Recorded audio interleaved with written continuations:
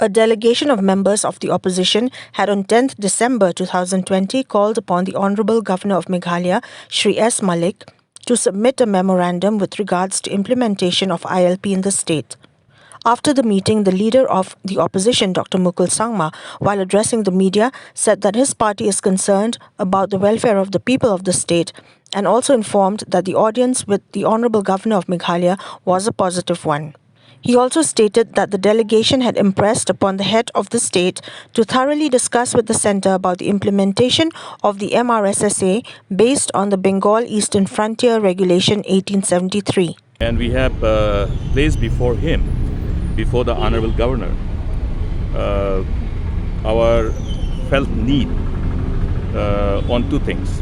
One is, I will give you the text of the letter also, so that you will have it. One is in relation to ensure that there is an understanding for the justification of the demand for the implementation of inner line permit under the purview of the Bengal Eastern Frontier Regulation 1873 and implement it in the state of Meghalaya. This demand for ILP, which was spearheaded for a long time by some of the premier NGOs of the state, particularly the student bodies, have grown louder and louder after the enactment of the contentious Citizenship Amendment Act, as you all are aware. In fact, it became more intense, and the demand for ILP echoed from across the state, based on which, after an in-depth analysis, looking at the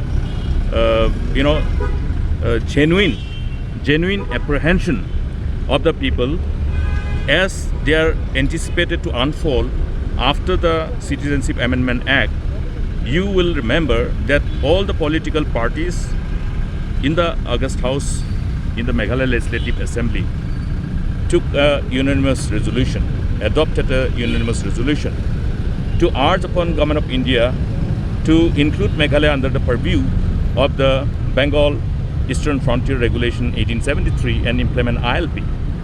Now this pending. There was an assurance from the state government by the Chief Minister himself that they will pursue aggressively and prevail upon Government of India and see that it's considered and implemented in the state of Meghalaya. Now that should be taken up, because this is based on the genuine apprehension of the people post enactment of Citizenship Amendment Act, and at the same time urge upon, I have briefed him on the Meghalaya Resident Safety and Security Act. Now if you recall, the Meghalaya Resident Safety and Security Act was a culmination of a very exhaustive, long-drawn engagement with conglomeration of different civil society organizations to deal with the contentious issues and challenges associated with influx, illegal immigration, and therefore, the concern, safety and security of our people, including, the concern about the likely demographic changes which have been witnessed in different parts of northeastern region. Now, if we look at, the whole mandate of the law, we see that the law has a comprehensive measure incorporated in as far as the mandate of the law is concerned. And it's a multi-pronged, comprehensive approach to deal with these issues. It's not just one, that entry-exit point.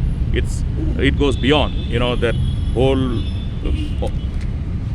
delegation of power to the authorities, which includes the police organization, the local police stations, the local darbar, the Rangbasnongs. So involvement of the community and the government agencies.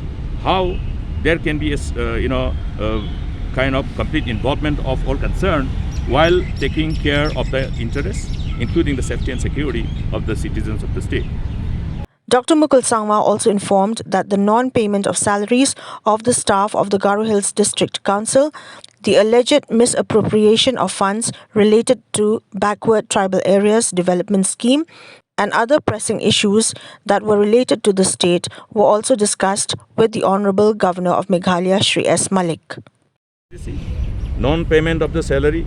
I am told that the employees of Garu's Autonomous District Council have not been paid their salary since May 2018. The delegation representing the victims and the employees are camping in Shillong. They have also submitted a representation to the Honorable Governor and also a copy addressed to me. So I have drawn his attention to this very serious issue, including the issue of alleged corruptions, where the money which was sanctioned by Government of India for developmental purpose of backward tribal areas and poor tribal people have been alleged to have been misappropriated. That has been brought into his notice, and then to ensure that the process of law is given the way to have the law its own course in respect of investigating and booking those people, whoever must have been involved in such alleged misappropriation and corruption. What was the